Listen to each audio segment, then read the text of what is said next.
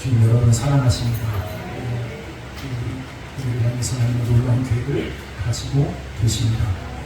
그래서 우리는 눈에 보이는 것, 손에 잡히는 것 때문에 좌절하거나 낙심하는 게 아니라 주님 주신 말씀과 그 은혜를 인하여 우리는 승리의 소망을 가지고 나가는 줄로 믿습니다.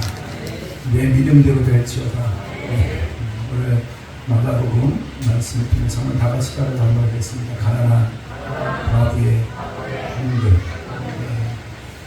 이제 오늘 본문의 내용을 가지고 보통 사람들이 생각할 때 보통 부흥회를 하게 되면 부흥강사님들이 보통 본문을 가지고 헌금을 작정을 마음을 하시더라고요. 그래서 저도 그런 이제 오랫동안 익숙해 있던 그렇게 들어왔던 그런 생각을 가지고 말씀을 봤기 때문에 그 범위를 벗어나지 않는 것 가운데 오늘 말씀을 드리고 헌금을 강조하는 본문의 내용이구나 이렇게 생각을 했습니다. 근데 성경은 우리가 다시 한번 시작했으면 하는 마음이 보면 신앙생활 가운데 신앙생활의 가장 기초는 말씀인 줄 믿습니다. 그 말씀은 그 저자의 의도대로 해석을 해야 됩니다. 하나님이 주시는 의도대로 이 말씀을 우리가 해석해야 됩니다. 그래서 오늘 본문의 말씀을 통해서 헌금에 관한 얘기는 안 하는 건 아니에요. 그러나 우리가 말하는 것처럼 헌금을 강요하기 위한 본문의 내용은 절대로 아니다라는 겁니다. 그런 면에서 저는 성경 설교를 한 번도 해본 적이 없습니다. 특별히 예전에 좀 충격을 받은 적이 있어서 장로님들, 장로님 성취를 됐을 때 제가 성교단 교회에서 장로님들에게 재산의 11조를 내라 이렇게 해가지고 저는 그게 되게 좋게 생각했어요. 하나님께 드릴 수 있다는 게 참 좋다라고 생각을 했는데 그 일로 인해서 교회가 굉장히 어려운 경험을 받습니다. 그래서 헌금 설교를 함부로 하면 안 되는 거구나 그런 생각이 있어요. 그런데 헌금 설교를 하지 않는 그런 목사가 좋은 목사일까? 여러분 그건 여러분 질문하는 것 같거든요. 그럼 헌금 설교를 하는 목사가 좋은 목사, 하지 않는 목사가 좋은 목사일까요? 아니면 나쁜 목사일까요? 이런 질문을 다 하기가 어렵죠. 여러분 중요한 건 뭐냐면요. 하느냐 안 하느냐라는 문제가 찰스 스펄전 목사님 그런 얘기를 했던 기억이 나는데 헌금을 가르치지 않는 것이 죄다. 헌금을 가르치지 않는 것이 죄다. 그러니까 그만큼 헌금을 바로 가르치라는 거예요. 헌금을 바로 가르치라. 근데 어쩌다가 한국교회가 헌금을 언급하지 않는 목사가 좋은 목사인 것처럼 되어버린 시대가 된 것 같습니다. 그건 전적으로 목회자의 책임이라고 생각합니다. 사모니즘적 기복적 헌금을 강조해왔기 때문에 이런 거죠. 헌금을 많이 하면 하나님께서 복 주신다. 우리는 그런 마음이 없는 건 아닌 것 같아요. 하나님께 예물을 드리면 하나님께서 내 삶을 축복해 주실 거라고 하는 생각을 하게 같습니다. 이 시작이 좀 잘못된 거예요. 복을 받았기 때문에 드릴 거예요. 아멘. 복을 받았기 때문에 드릴 수 있는 거지 복을 받기 위해서 헌금을 드리는 건 아닙니다. 성경적인 헌금의 가치를 분명히 이제 전하지 못한 탓인데 그런 측면에서 마가복음 12장에 기록된 이 과부의 헌금의 이야기는 우리가 그런 부분에서 자세히 살펴볼 이유가 있습니다. 여기 과부가 나오는데요. 얼마의 헌금을 합니까? 2갯돈의 헌금을 합니다. 그러니까 이 2갯돈의 헌금이라고 하면 얼마 정도 되느냐 이거 있을 때 한 끼 식사 정도 됩니다. 한 끼 식사. 그러니까 그 여인에게 있어서는 뭐라고 했어요? 그 헌금이 그 생활비에 전부를 넣었다. 44절에 보면 그 생활비 전부였다. 그러니까 이 과부는 어떤 과부였어요? 가난한 과부였던 거죠. 가난한 과부. 한 끼 식사밖에 없는데 그것이 자기 전 재산입니다. 그러니까 그 2갯돈을 내고 나면 그 사람은 굶게 되는 거죠. 한국교회가 이 근거를 가지고 성전 건축 목적으로 성도들에게 헌금을 도움할 때 그래서 자주 인용하는 거예요. 그래서 그것은 그런 의미가 아닙니다. 41절, 여러분 41절 한번 볼까요? 41절, 42절 다 같이 한번 보겠습니다. 시작. 예수께서 헌금함에 대하여 앉으사 우리가 어떻게 헌금함에 돈 넣는가를 보실세 여러 전에 많이 넣는데 하나는 가는 와서 두레돈 한 거두한테를 넣는다. 당시 율법사 바리새인들 제사장들요 그 헌금함 앞에 앉아서 헌금을 넣는 걸 보고 있었어요. 근데 그 헌금함이라는 게 어떻게 생겼냐면 우리 교회처럼 들어오는 그 헌금함은 우리가 쓰지 않지만 그 헌금함이 어떻게 생겼냐면 호리병처럼 생겼습니다.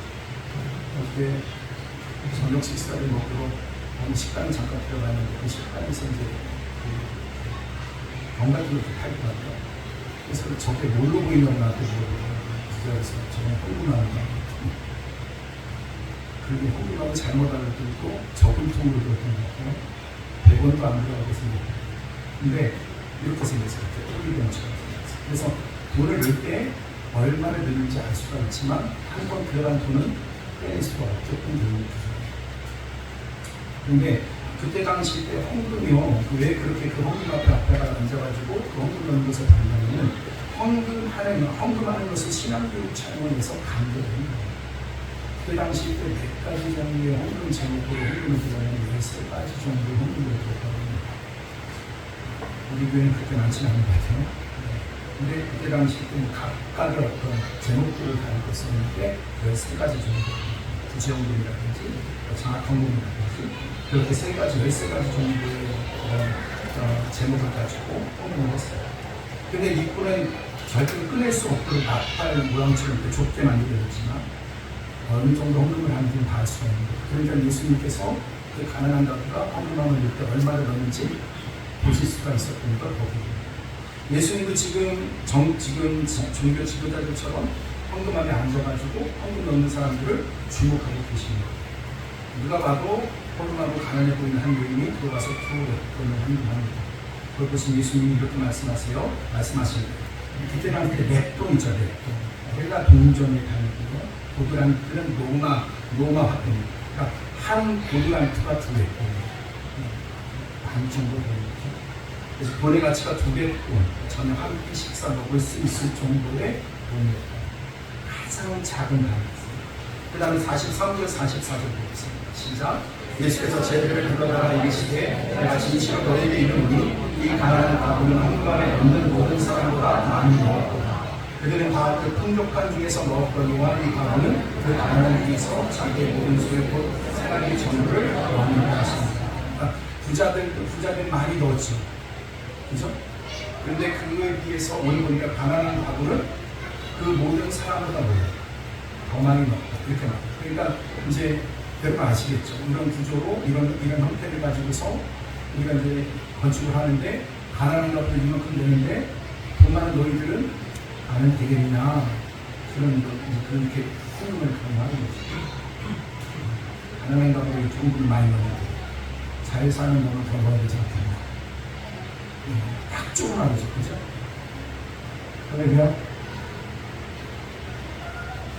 그런데 이 가부에게는 뭐예요? 정보예요. 이 가부에게는 정보.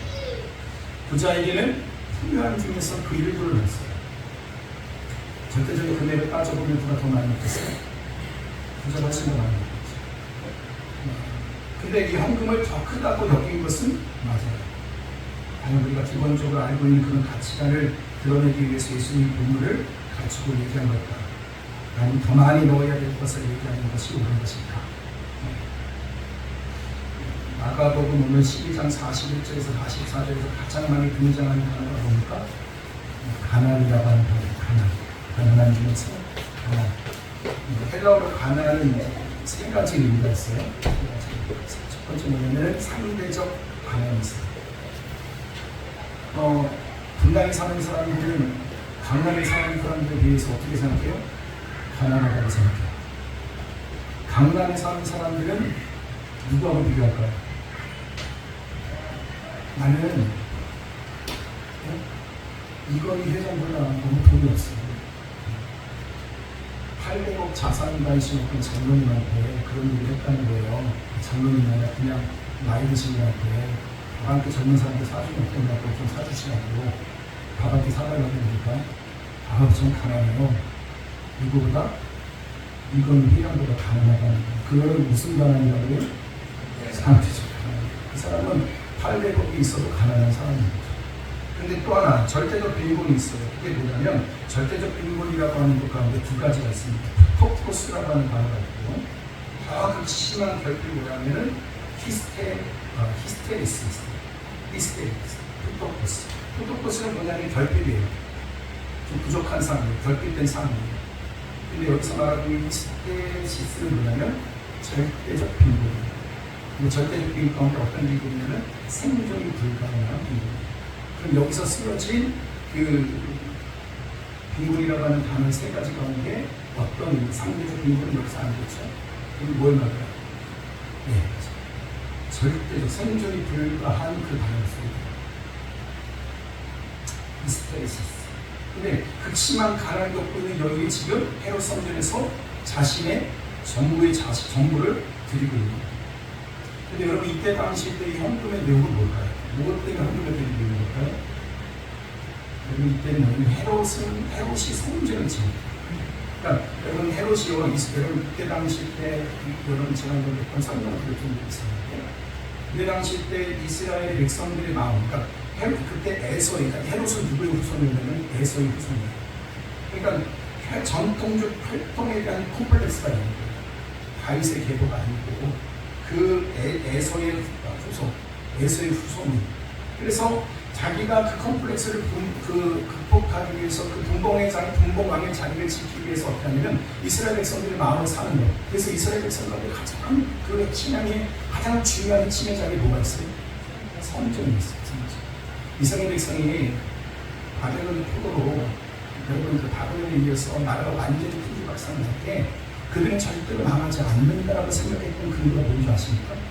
성전이 있기 때문에 안 나옵니다. 성전만 있으면 안 나옵니다.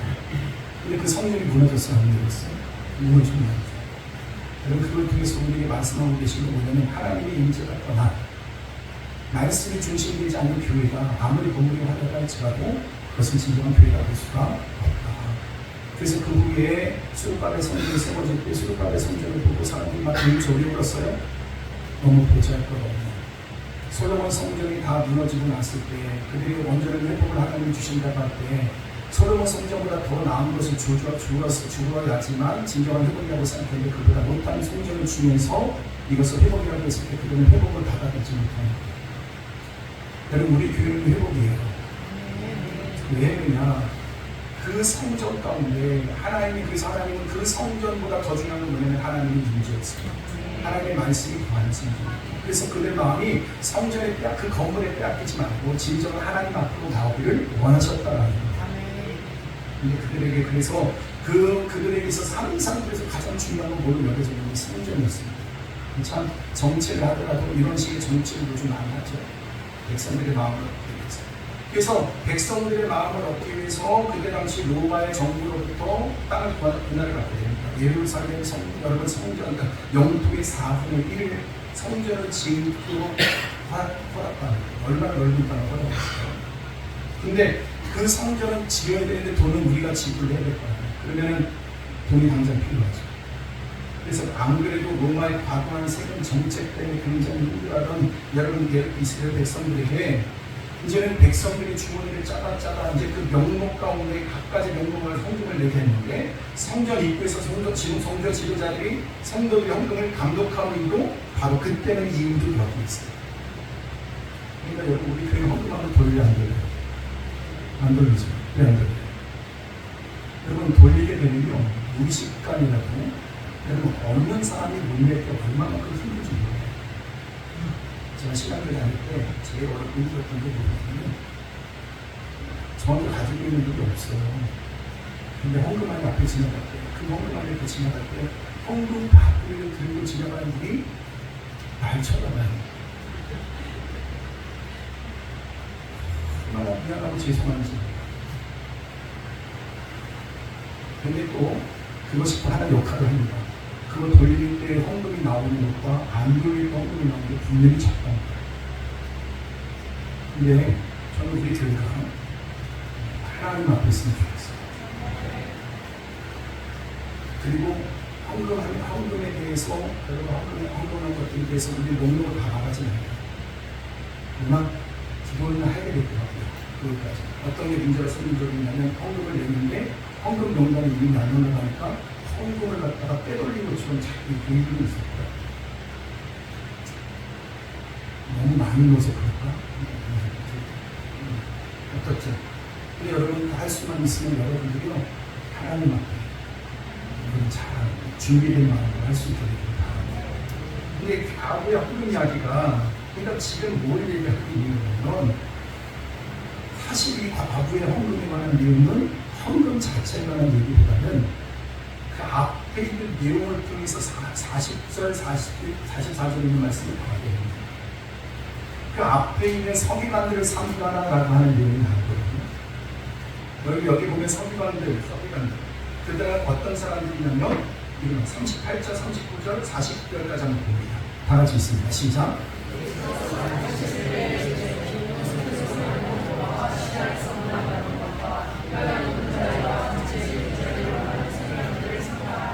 그들은 과거에 가산 삼키며 일시로 길게 기도하는 자니 그 받는 평을 보고 전하라 하십니다. 여기서 기록수 입고 다니는 사람이 누구예요? 서기관이죠. 서기관과 제사장은 그때 당시 때 자기의 권위를 드러내기 위해서 어떤 옷을 입고 다니냐면, 소매가 넓고 긴, 우리 지금 보면 한복 같은 거 같아요. 그죠? 길이가 긴 옷을 입고 다녔어요. 그래서 저 사람들은 입고 있는 옷만 보더라도 권위가 있는 사람이다, 이렇게 생각합니다. 그런데 성전뿐만 아니라 사람들이 북쪽인 곳에서 그것을 입고 돌아다녔기 때문에 사람들이 저 사람 지나가면 누군지 대부분 다 알아봅니다. 그리고 다 문화인 사람. 예수님이 그런 자신을 드러내고 대적발표를 즐기는 그들의 도를 지금 지적하시는 그 고만한 행위에 대해서 지적하십니다. 여러분, 서기관은 어떤 사람이었냐면 사회적 약자를 변화하는 자리에 서 있는 사람이에요. 그런데 그 서기관들이 직무를 망각하고 예수님이 그들에게 길게 기도하는 것을 또 어떤 부분을 또 지적을 하셨냐면, 길게 기도합니다. 서기관들이 왜 오늘날 얘기하면 법률가 역할을 했는데, 그래서 연약한 사람들을 변호해줘요. 근데 과거와 그 같은 사회적 약자들에게 안전망을 만들어주고 그들을 보호하는 역할을 서기관들이 했어요. 근데 그들이 오히려 가난한 과거에게 과도한 세금을 매겼고 그 입을 취했습니다. 그가 더 영험하게 오래 기도하는 것. 왜 그랬을까요? 그때 당시 때 많은 사람들, 연약한 사람들을 잘 변호해 주는 것으로 그 사람들의 실력을 평가하는 게 아니라, 그들은 뭐냐면 오래 기도하는 사람일수록 그 사람이 바른 판단을 하고 있다고 생각합니다. 의도적으로. 그래서 결국 어떤 느낌이, 그래서 많은 수익률을 얻을 수 있는 방법이 뭐냐면은, 기도. 이게 이해가 안 되잖아요. 그죠? 그러니까 여러분, 그때 당시 때 이스라엘 백성들에게 있어 가장 중요한 판단의 기준은 뭡니까? 종교적 행위예요. 종교적으로, 신앙적으로 더 많이 기도하고 있으면 저 사람이 훨씬 더 좋은 믿음을 갖고 있는 거라고 생각을 하게끔. 근데 기도를 오래 하는 것 자체가 나쁜 건 아니지만, 이 사람들은 지금 왜 기도를 하는 거예요? 많은 사람에게 더 영험한 사람으로 비춰져서 더 많은 돈을 벌기 이유하여 그렇게 기도를 했던 거예요. 그러니까 여러분이 더 기도를 오래 했으면 좋겠어요. 근데 그것 자체가 누군가의 평가를 의식해서 하는 기도가 된다고 한다면 안 해도 괜찮아요. 그러니까 이 목적형 뭐냐면은 쉽게 말하면은 행위였다는 거죠. 목적형. 그러니까 자기가 돈을 더 많이 벌기 위한, 그러니까 그들이 갖고 있는 어떤 더 많은 소득을 얻고 싶은 탐심을 기초로 한 행위였다는 거죠. 그러니까 여러분, 이런 내용들이 그때 당시 때, 이 시대 때에 일어났던 일들을 갖다가 이제 전해졌던 책이 있었는데, 여러 책 이런 배경을 이해할 수 있는 책들이 있는데, 미드라시라는 책이 있어요. 이런 내용이 있고요. 한 과부가 있는데 헌금을 드리고 싶지만 돈이 없었습니다. 그래서 집을 뒤져보니 밀가루 자리에 밀가루가 한 움큼 정도 남아 있었습니다. 아주 작은 양이지만 그것이라도 드려야겠다 싶어서 그녀는 조심스럽게 밀가루를 싸서 제단 앞에 놓았습니다. 그리고는 감히 가까이 가지 못하고 뒤쪽으로 물러서서 고개를 숙이고 기도합니다. 하나님, 보잘것없는 과부의 헌금이지만 받아 주시옵소서. 이 모습을 지켜보고 있던 제사장이 갑자기 훑어놓습니다. 이봐! 이거 현금이라고 하는 거예요? 그것은 꿈이었습니다. 깜짝 졸고 있던 제사장이 꿈에서 자신이 훑어놓치는 소리를 몰라 잠을 깼다는 이야기입니다. 이것이 당시 성전에서 보편적으로 일어났던 일이었다. 성전에서 헌금 앞에서 그 옆을 보고 있었던 제사장이 큰 소리로 이게 헌금이라고 하는 거야? 이렇게 소리를 쳤다. 여러분, 지금 이 과거는 어떤 상황이냐면 정치적 상황 속에서 순전한 마음이죠. 그 여인의 성전이 지어진다고 하는 것만으로도 뭐예요? 드리고 싶은 거죠. 이 여인이 있었어요. 근데 실질적으로 배경이 된 건 뭐예요? 헤롯의 정치적 안정장치를 만드는 것으로 성전을 짓고 있는데 그곳에 불의하게 지금 그가 동원되고 있는 과거의 모습을 보여주고 있다는 거예요. 이것이 오늘날 억하라고 말하기는 어려운 것 같아요.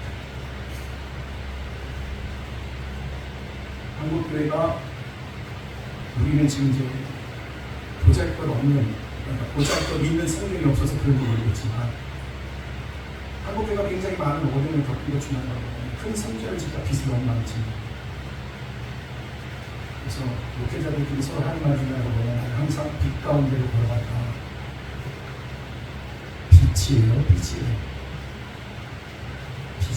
빛이라고 똑바로 나아가고 싶어요. 그러니까 이게 여러분 왜 그렇게 성전을 그렇게 과도하게 힘들어서 저희들이 될까? 나는 순전한 마음으로 하고 그렇게 했으면 좋겠어요. 여러분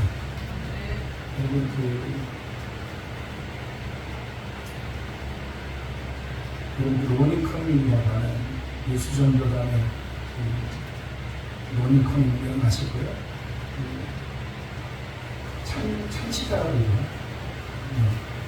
그분이 한국교회를 방문했다가 호주에 있는 작은 집회에 가서 이런 얘기를 했다는 거예요. 한국교회는 너무 커서 좋은데 한국 목회자가 돈을 너무 좋아합니다. 위험하다 이 얘기를 했다는 거예요.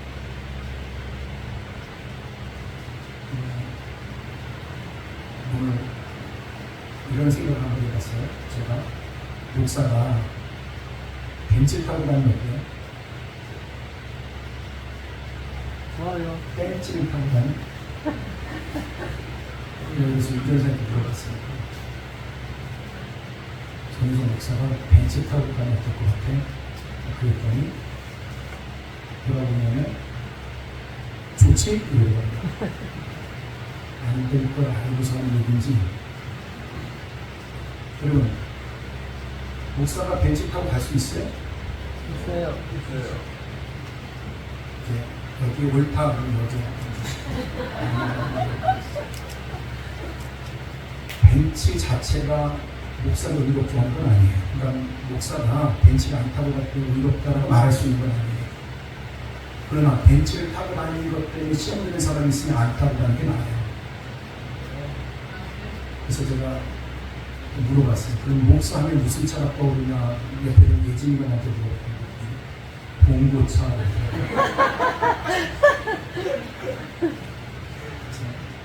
완전 나쁜 생각이 들어요. 잘 오늘 이 말씀을 잘 분별해요. 이 여인에게 있어서는 그 여인은 순전한 마음으로 그 성전을 짓는 곳에 그 헌물을 드리는 거였어요. 그러나 그 의도는 뭐였어요? 탐심이죠. 탐욕이죠. 근데 실질적으로 오늘 이 본문의 말씀은 그 여인이 헌금을 얼마나 하느냐에 관한 얘기하는 게 아니라 지금 뭐예요? 종교 지도자들의 탐심이 중요하다는 이야기를 하고 있는 거예요. 여러분, 절대 쉬운 얘기는 아닌 것 같아요. 목사님들 이렇게 모이는데 가면 봉고차 끌고 오는 사람 저밖에 없어요.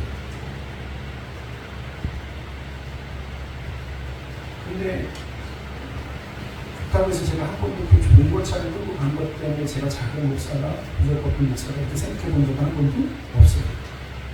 근데 그 목사님이 나를 그렇게 말하는 걸 다 모르겠어요. 이건 굉장히 위험한 일이구나 생각했어요. 여러분, 목회의 성공이 목사가 좋은 차 타고 다니는 것으로 성공 여부를 따질 수가 있습니까? 그렇지 않죠. 그렇지 않죠. 섬김을 받는 것보다 섬기는 것이 더 좋은 줄로 믿습니다. 목사가 더 잘 섬기다 보면 이런 일이 있어요. 목사님들이 웬만하면 권위주의적인 경우가 많거든요. 권위는 목사가 스스로 세우는 것이 아니라 세워주는 거예요. 예수님 우리에게 보이신 섬기의 모습은 여러분 어떤 모습이 있다는 것이냐면 섬김을 받아오신 것이 아니라 섬기러 오셨다고 했어요. 그래서 그분의 리더십이 뭐냐면 섬김의 리더십이었어요. 그래서 여러분들이 섬기는 사람을 보니까 보잘것 없기 때문에 섬긴다고 생각하지 않습니다. 힘이 없기 때문에 섬기는 것이 아니라 힘이 있기 때문에 섬기는 거예요. 그래서 헌금의 가장 중요한 의의와 목적이 어디서 드러나는 뭐냐면 헌금은 성경에서 여러 가지 많은 단어를 얘기합니다. 근데 그 중에 하나가 뭐냐면요, 이것은 코이노니아라고 하는 단어를 쓰고 있어요. 교제다. 여러분 성도들 간에 여러분 공동체 안에서 서로를 격려하는 것이 뭐라고 하냐면 코이노니아, 그 헌금이라고 해요. 아멘. 공동체 안에서 서로를 격려하는 것이 바로 뭐예요? 헌금. 그래서 여러분 이방 교회들이 그 고린도 교회가 예루살렘 교회가 어려움을 당한다고 하니까 그들이 뭐 했어요? 헌금했다고 해요. 그 헌금이 뭐라고 하냐면 성경에서 얘기할 때 신약에서 이렇게 코이노니아라고 얘기해요. 아멘. 그러니까 여러분에게 있어서 헌금은 어떤 의미가 되는 거냐? 섬김을 위하여 섬김의 태도로 하는 거예요. 또 하나, 또 고린도 서부에 말씀해 보니까 뭐라고 하냐면 디아코니아라고 하는 단어가 나와요. 디아코니아라고 하는 단어가 뭘 의미하냐면 그것은 우리가 갖고 있는 연복, 섬기다라고 하는 거예요. 연복. 그러니까 뭘로 섬겨요? 여러분 가운데 있는 것을 가지고서 섬기는 것. 그러니까 여러분 격려하는 차원을 위에서 좀 아래로 이렇게 하는 것 같은 느낌이 있어요. 그런데 우리가 섬김으로 그 연복을 한다면 밑에서부터 위로 올라가는 그런 느낌이 있어요. 그러니까 이게 섬김이라고 하는 것은 결국 뭐냐 하면 구체적인 행위를 얘기하는 거예요. 위에서 아래든 이 아래서 위로 전방위적으로 우리가 서로를 돌아보고 서로를 격려하고 세워가는 거예요. 아멘. 여러분 11조는 구약시대에 있었던 여러분 전유물이니까 아니면 지금도 해야 되는 거예요. 여러분 이건 좀 요즘 시대에 보니까 좀 과도한 해석으로 자꾸 넘어가요. 아니요, 그렇지 않아요. 여러분 우리의 11조는 마땅히 함께 드려야 되는 거예요. 그 11조는 목회자의 생활비와 교회 운영비를 위해서 드려지는 거예요. 아멘. 일단 적어도 이런 마음을 되지 않을까. 여러분 근데 그걸로 정해놓은 거죠. 10의 1조를. 근데 여러분 10의 1조라고 하는 것은 정해놓은 숫자가 그 생활비 그것으로 만들고 너희들 전 재산을 내가 드리는 것이고 내가 여기겠다라고 말씀하신 거예요. 그럼 말할게요. 10의 2조 내도 괜찮을까 안 될까요? 10의 3조를 내도 될까요 안 될까요? 여러분 그걸 이렇게 하라는 거예요. 그래서 섬김과 공동체적 그런 교제로 우리가 그렇게 드려질 때 여러분 난 요만큼만 하겠어라고 하잖아요. 관계적인 관계 속에 들어가게 되면 더 많이 나누고 싶고 살아가는 것만큼 더 많은 것을 나누고 싶어 하는 것이 헌금이 된다는 거예요. 여러분 그 헌금에 대한 굉장히 중요한 자세가 있습니다. 주님께서 뭐라고 그러냐면 오른손이 하는 것, 왼손이 하는 것, 오른손이 하는 것을 왼손이 모르고 헌금할 때 우리들이 굉장히 조심해야 될 것 중에 하나가 그거라고 생각해요. 저도 이걸 굉장히 조심하고 주의하는 것 중에 하나가 뭐냐면 더 많이 하는 사람들이 눈을 뜰 때가 있어요. 그럴 때 오히려 저는요 그것을 안 이겨낸다고 했어요. 그 상급은 주님께로부터 받아야 돼요.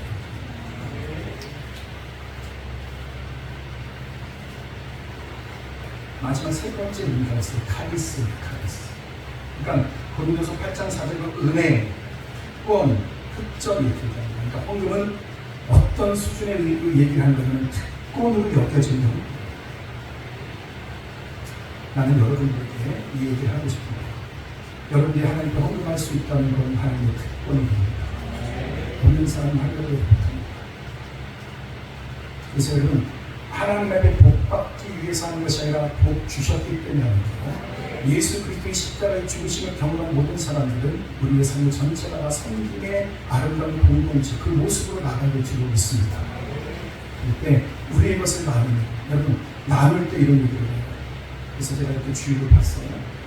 이번에 8.15 방북 때 선이라고 하는 사람이 방북, 그 우리나라에 있는 그 방북을 위해서 애썼던 애국 열사들의 자녀들이 너무 못 산다는 거예요. 그러니까 이게 그때 당시 있었던 말 중에 하나가 뭐냐면, 나라의 방북을 위해서 애를 썼던 사람들은 다 가난해진다. 그럴 수밖에 없을 것 같아요. 자기 집안을 돌아보지 못하고. 그 병원실에서 나라의 방북을 밀고 나는 거 보니까 누구를 못 사요? 마땅히 교육받아야 됐기 때문에 교육도 못 받고. 너무 어렵게 되니까 집 하나 제대로 없는 사람이 너무 많다는 거예요. 그 선이라고 하는 사람이 하늘을 딱 보면서 저기서 저게 흥분이다. 그 사람이 몇 킬로를 뛰냐면 이번에 81.5킬로를 뛰었고요. 8.15킬로가 아니라 8.15킬로를 10번에서 81.5킬로를 뛰고 난 다음에 마지막 16,000명인가요? 8,100, 이 숫자가 다 정해져 있어요. 8.15. 그래서 16,000명인가요? 그렇게 또 마지막에 그 10분의 1과 함께 마지막에 8.1km 돌려서 총 90km를 뛴 겁니다. 그렇게 하고 나서 그 사람이 이번에 맨 처음에 했던 3억, 두 번째 했던 6억, 세 번째 12억, 지금 24억, 30억을 제가 들어온다. 번게 아니라 헌금이 들어오는 거죠. 쉽게 말하면. 근데 그걸 가지고 어떻게 해요? 그 후손들을 위해서 집을 가지고 이번에 17채까지 졌다. 온통 생각이 뭐냐면은 그의 하나님의 마음을 닫았다. 여러분, 오늘 우리들의 것을 하나님 앞에 나누기 시작하고 그 삶의 부족. 그래서 그 사람을 향해서 뭐라고 그러냐면, 저 사람 돈이 도대체 어디서 나왔길래 저렇게 하느냐. 그래갖고 보고하고 신고도 들어가고 그랬고요. 근데 여러분, 그건 진짜 하나님의 백성만 할 수 있는 거예요. 아멘. 그분이 크리스찬인 걸 알고 계시죠? 목회자가 되면 저런 사람이 되는 거 하는 말을 듣는다고. 나는 우리들의 삶을 통해서, 우리 교회를 통해서 하나님께 우리에게 주신 맡겨진 삶을 있다고 생각합니다. 주위에 들려오는 소식들을 다음 세대에 살리니까 계속해서 부름받아서 이번에 북경에서 사역을 하고 신앙에 가서 오늘 다시 돌아가는데, 그 일정은 지금 통화상으로 간다고. 이번 주 목요일날 충북대학교에서 사경회가 진행이 되는데, 우리가 뿌린 씨앗의 열매를 계속해서 맺혀주는 줄을 믿습니다. 아멘. 오늘 하나님께서 우리에게 맡겨준 것, 정말 하나님들 가운데 하나님께서 우리에게 특별하게 보여주셨다면, 열방의 다음 세대를 세워라. 우리 한국교회의 다음 세대를 세워라. 하나님께서 우리에게 그 은혜를 주신 줄을 믿습니다. 그래서 우리가 그걸 위해서 우리가 헌신한다는 것은, 여러분, 그것은 우리에게 특권이 될 줄을 믿습니다. 그리고 여러분에게 이르던 어떤 방식으로든 우리가 그것을 준비해내고 감사하고, 여러분 주님 앞에 그렇게 나가도록 합니다. 저는 강요하는 일이 아니에요. 그러나 적어도 우리가 우리 마음속에 그 마음을 품고 있으면, 저는 이렇게 원해요. 여러분에게 하나님께서 이런 복이라고 하는 개념이 아니라, 하나님께서 여러분 삶 가운데 물질적인 문을 활짝 열어주길 원하십니다.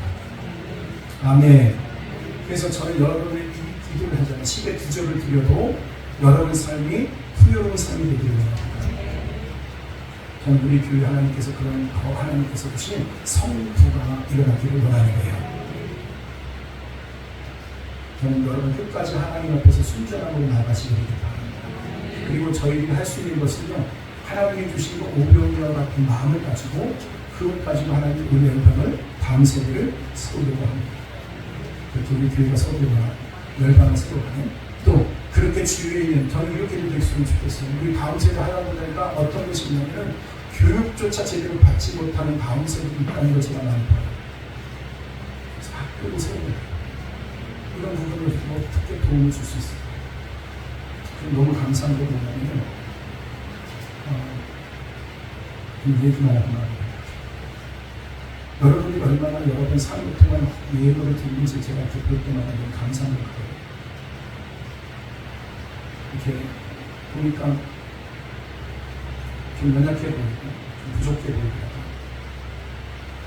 우리 제이슨이 여기 왔어요. 제이슨이 왔는데, 뭐 엄마하고 같이 있으면 얼마나 좋아요. 근데 엄마는 성교사로서 지금 현장에 있는 거예요. 저 아들을 돌볼 사람이 과연 누가 있을까라고 하면 항상 아쉬움이 있어요. 근데 보니까 계속 잘 아이들이 이렇게 섬기는 모습을 보고 깜짝 놀랐어요. 금요일날 갔는데 11번가로 나타났어요. 어디 갔다 왔냐고 청소 갔더니 요청을 썼나 보니까 제이슨이 청소하고 싶다고 했다. 누굴 쏘고 싶은 건 아닌가. 청소하고 싶다고 하니까 형들이 제일 데리고서 청소하는 걸 데려갔다. 그거 얼굴이 시키는 거예요. 내가 좀 조금 하나. 올 때마다 땀이 흐르는 거예요. 몸이 왜인지 운전사님한테 밤까지 터진 빨리 사. 그래서 빨리 사가지고 줬어요. 근데 나중에 알고 보니까 다른 사람들도 그렇게 하겠다. 그지? 근데 왜 말을 안 해? 근데 그걸 보면서 제 마음이 이런 마음이 들어요. 하나님 앞에 여러분이 그렇게 하는 의미가 흔들려요. 아멘. 코이노니아가 헌금이에요. 여러분 두 가지가 다 있으면 좋겠어요. 여러분이 할 수 있는 건강 있게 되길 바랍니다. 하나님께서 여러분에게 물질의 문도 열어주시기 바랍니다.